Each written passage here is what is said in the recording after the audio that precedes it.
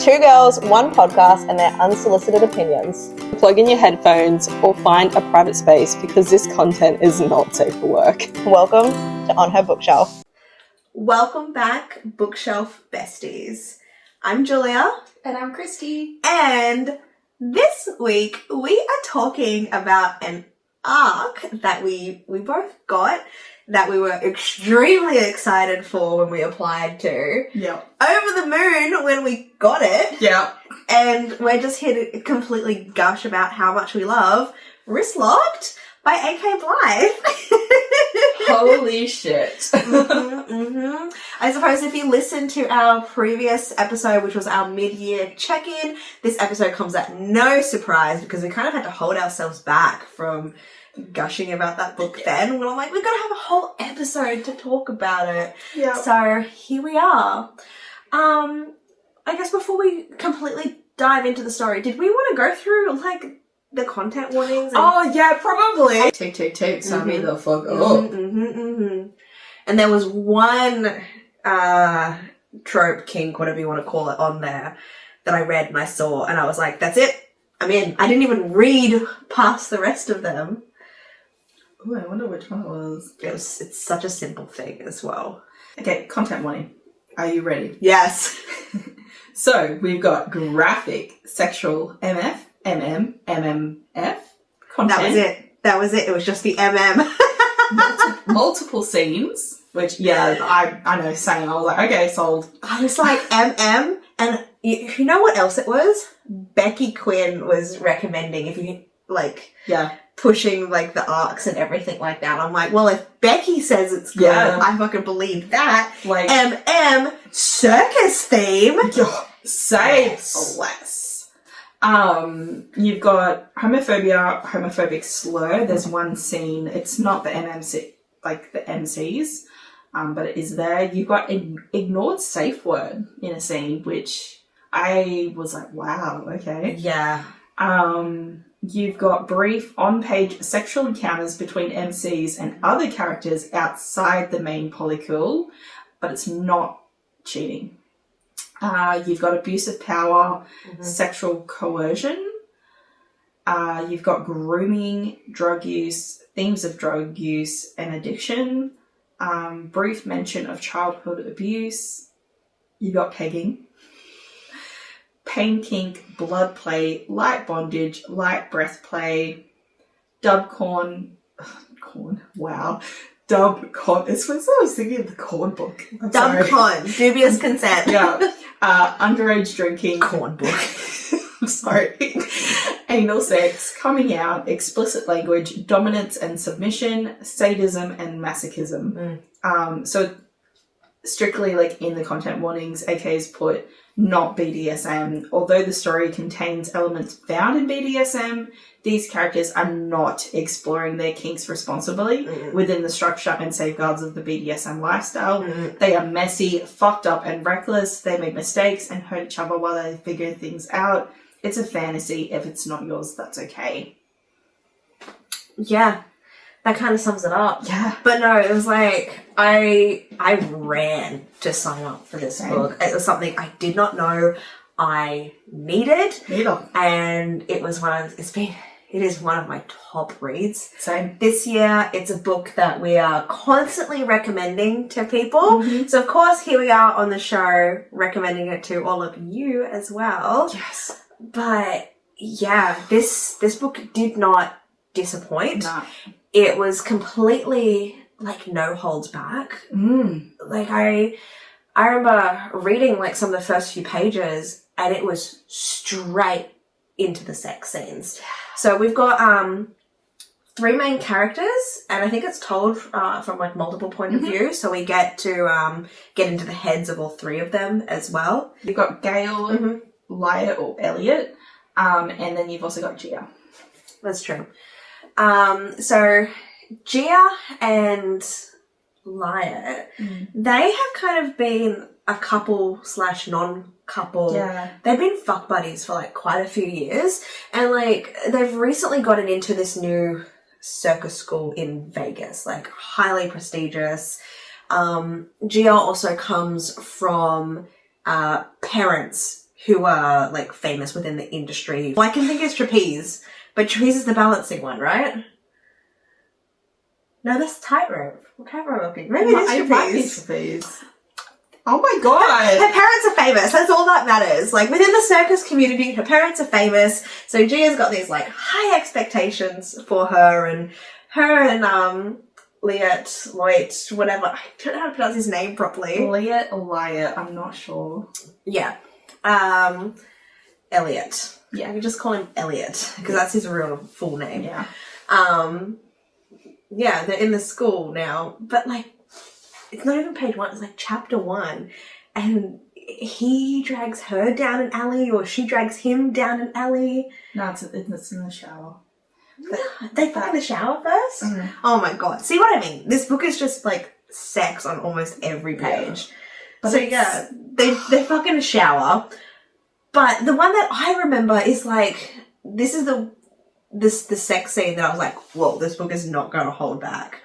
Because it was still like fresh into like the first few pages or first like chapter or 2 of the book.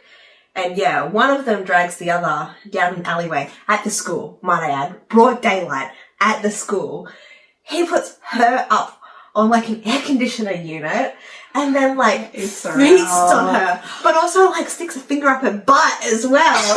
And I'm just like, okay. Balls to the wall! We're here now. This book is not going to hold back. Oh, and it didn't disappoint. It didn't disappoint at all. It really didn't. Oh my god, there was just so many things with this book. Mm-hmm. We read this months ago, and I'm just still so hooked. And I just want to reread it, and I just fucking love it. And I just remember constantly messaging AK, just like gushing over how much I was obsessed with this book and about everything that was happening. Like something would happen and I'd slide into a DM. It's like, oh my god, like this just happened. You wrote this. Like you put this on paper.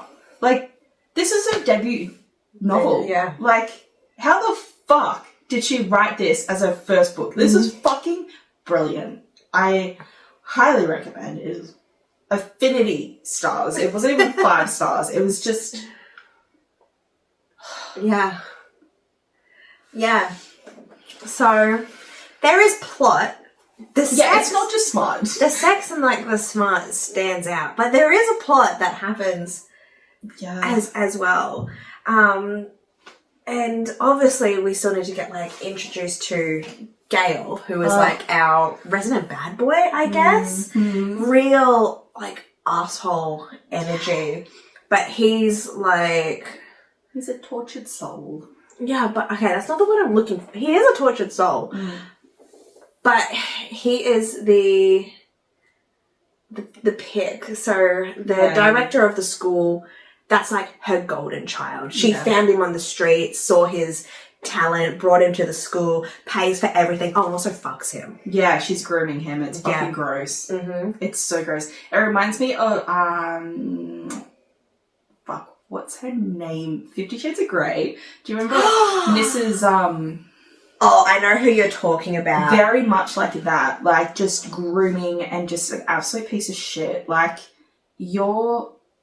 Like, okay, I love age gap romances, but this is not a romance. Like, she is manipulating him. It's just like, you will do as I say, and I'll make sure that you have money and a bed and your education here at the school and can be a part of the program. Oh.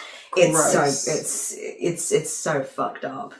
And yeah, because of his position, he's got absolutely nothing. Has come from literally the streets. He just agrees and goes along with everything.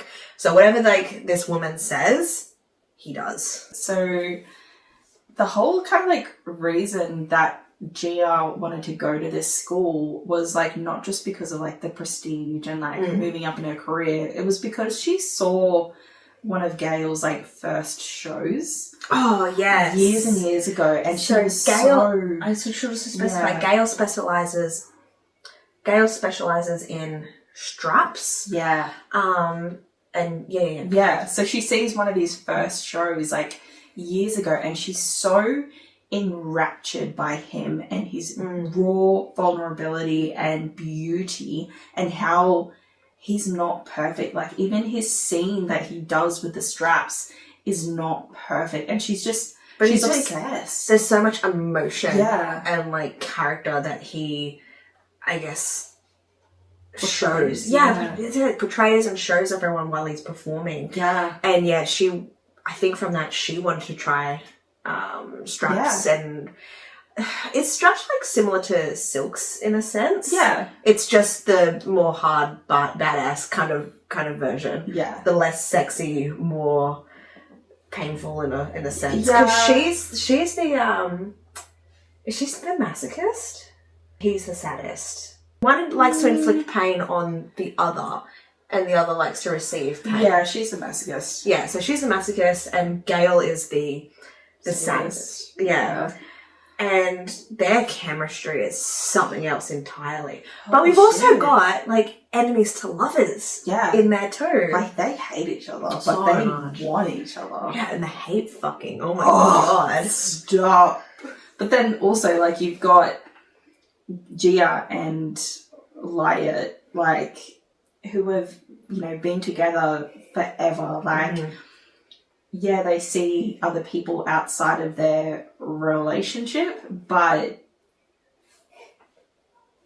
he's hurt. Like, because he had set out saying Gail was like hard limit. Like, we can sleep with anybody here in the school, just don't sleep with him. Yeah. And Gia just She wants to fuck. This book is just, I felt like it was life altering. Like I feel like it altered something in my brain. Yeah. I don't know.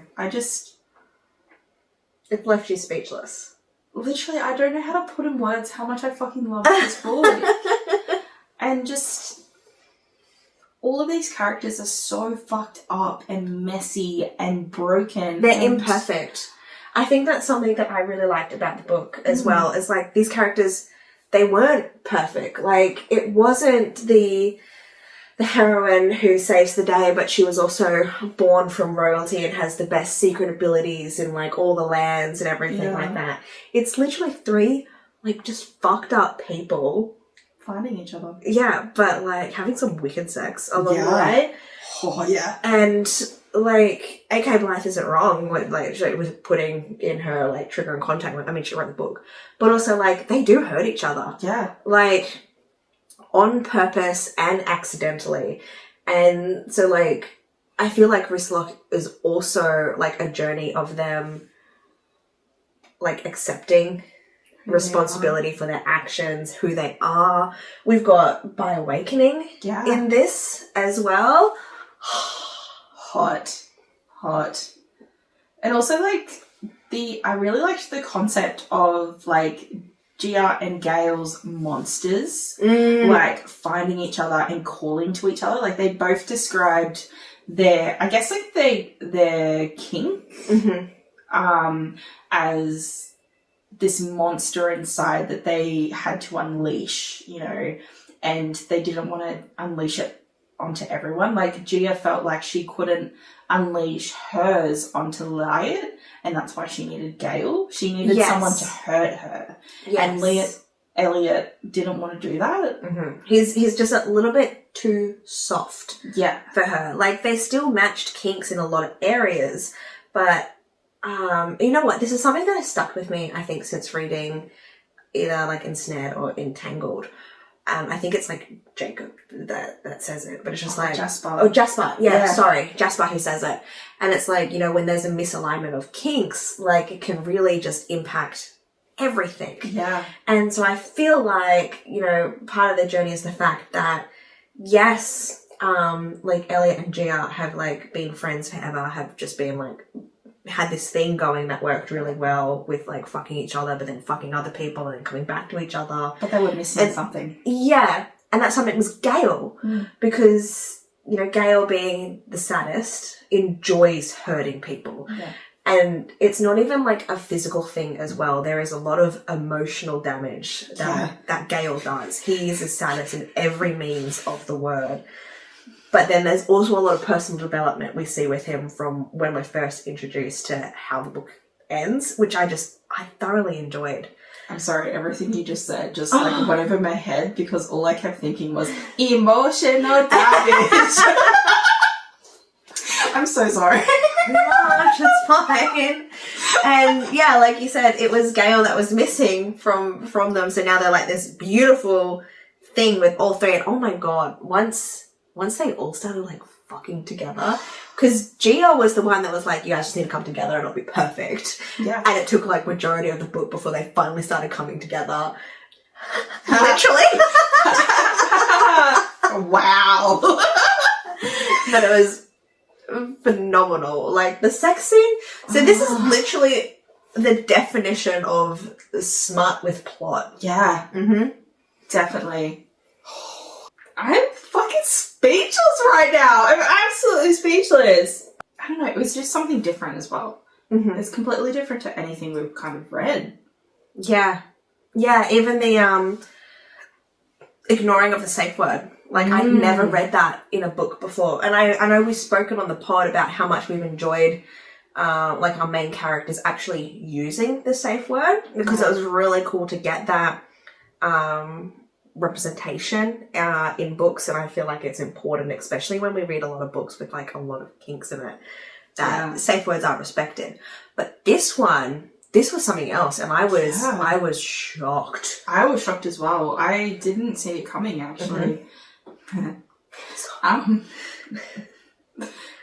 I was hurt. I was really hurt that she did that. But same, because like in that moment where, because it was Gia, she was the one that actually ignored Elliot's safe word, and in that moment when she ignored his safe word, she put her needs above him. Yeah. And it was like, this is meant to be something trusted between the two of them. Like, he was already in like such an uncomfortable situation, and and then she just ignored him.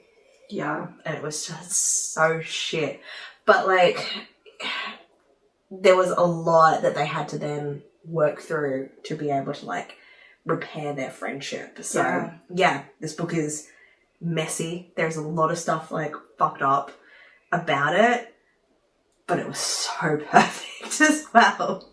So I think some of like the overlying plot, like, yeah, this is smart with plot, and obviously like the sex scenes do take center stage for a lot of this book, and I loved it. I loved it for it.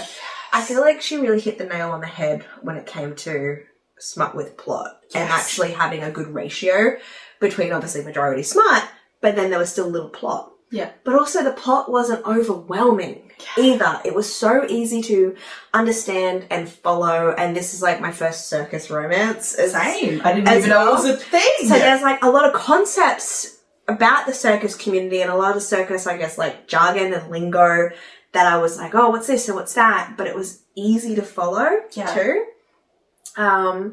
And I guess with the plot, what is it? So other than some issues, obviously, with the director and Gale and Gia's like parents, and them obviously trying to get through like their first year at this new school.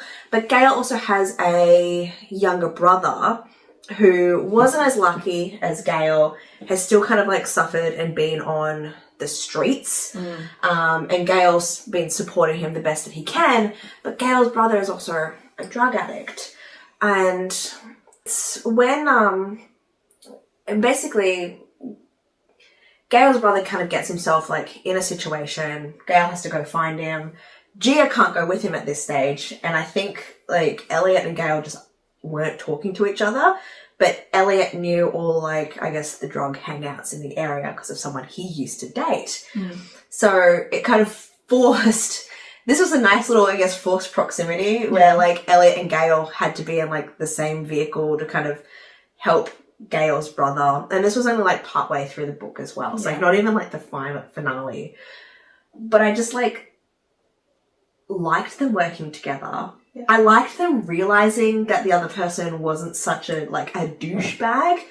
And I really liked when the MM romance started happening. And obviously Elliot was more to the plate, I guess, before that, because he's very much bisexual. Like, he obviously fucks Gia, but then he also has had like relationship with other men and whatnot. But Gale had only ever been with women previously, so this was all This is a bi-awakening. all new to him. And not only did like he obviously had to have that, I guess, bi-awakening within himself, but a lot of the friends that he had made previously at the school and the reputation that he had was coming into question. So there was like a lot of outside factors that he also had to deal with and kind of be like, you know what, I don't give a fuck about you guys. This is what I want. This is what I love. This is what I'm going to fight for. Yeah. Oh, man. And it's such a good book. It really is such a good book. And like, when book 2 comes out, I'm hoping she does arcs, because like I'm going to be fucking hands up. I'm there. Like, leading the charge on that one. We do get a happily ever after with this one, with the 3 of them. And they do stay within like the little polyamorous relationship, which I like. But of course, there is so much hurt along the way. There's a lot of forgiving of not only like each other, but themselves. Yes. Yes. And might I add, we also get 3 epilogues, because I needed that. Yeah. I didn't know I needed it until I had it. I remember like reading the first one and being like, oh, and then like I flipped the page and I was like, oh, there's another one. And I'm like reading it, I'm like, oh, and then I flipped the page and there's another one. I was like, oh. But I feel like it was in one of those final epilogues that we were introduced to the main characters of this next book. Because the next book has different leads, right? Yeah, so the next one's going to be Unlocked Dive. I've got Cohen, which we meet Cohen. He's a coach. And then Echo, which we also meet Echo as well, I think. So yeah, we don't know a lot about book 2 because she's obviously still in the process of writing it. Or we know that we've got 2 main male characters at this stage. Big Brother's best friend, make it MM, but instead of Big Brother's best friend, make it his ex. Forbidden MM romance, we've got Hurt and Comfort, Age Gap, Coach Athlete, and Pining. That's all we've got so far. But like, I'm so sold. keen. I'm sold, just because of how fucking brilliant Wristlocked was, and how she wrote her story was just, it was like poetry. Like, I just, the way it flowed and how she kind of brought it all together, I just... But it's also just like these are characters that I don't relate to in any sense of the world. Like, I'm not somebody who does circus. I'm not on their levels of fucked up. I might be able to relate to some of their bedroom stuff, but like... Yeah. But like that's like such a minute thing. Like, when it comes to like their personalities, like I felt like I couldn't put myself in their shoes. But like you were saying before, like the writing itself was so good that I could just visually see everything. Yeah. Like, I was there watching the characters as their story unfolded, and I was just hooked. Yeah. Like, I was hooked on every single word. Yeah. And there was so many moments when I was just reading the book that I was like, no way. Like, this is happening. Like, this is like, I'm reading this. Yeah. Like, somebody wrote this, and now I am reading it, and I was... Don't read it in public, because... No. I did. I don't know how to put into words how much I loved this book without just spoiling everything. And we're not going to spoil it. I'm happy with everything that we've spoken about. I just feel like I haven't gushed enough. I feel like I need to gush more. Like, wait, can I just see if I can find anything I've sent to A.K Blythe? Go for it. Okay, so what are some of the things you kind of gush to her about? Since you're so speechless at the moment, let's just go back and read your messages. I remember messaging her and I hadn't even got far into the book and just saying like, I want a physical signed copy. Like, are you doing this anytime soon? I hadn't even finished the book. I hadn't even got halfway. I was already just like, I already know I need this book. I need the trophy. Yes. Like, I agree with you. This is a book that I need to physically own as well. And yeah, she does the signed copies. I'll be right there. I remember like saying stuff like, excuse me, I'm speechless. I just got to the something scene and I'm a puddle of goo. I can no longer function as a human. Internally and externally screaming right now. This book has me in a chokehold. I am flabbergasted. It will forever live rent-free in my head. I am blushing. This book is crack. I'm screaming on the inside. I remember sending her screenshots of me messaging you, being like, you need to read this book. I need you to catch up. I'm on 69%. Hee hee. I want to scream about this book with you already. Like, I was just so ready. I'm just blown away by how beautiful this book is. Easy top 5 read this year. I haven't even finished it and I'm obsessed. Mm-hmm. I haven't loved a book this much since Becky's. I'm in love with these characters. The writing is just so beautiful. How they fit together. I just want to cry. Talking about what I want book 2 to be about. I hadn't even finished it at this point. I've honestly got no predictions on what book 2 will be about, considering we're following your characters. Well, now I'm crying at work. That was the most perfectly imperfect ending. I'm just speechless. How the fuck do I go back to doing work things?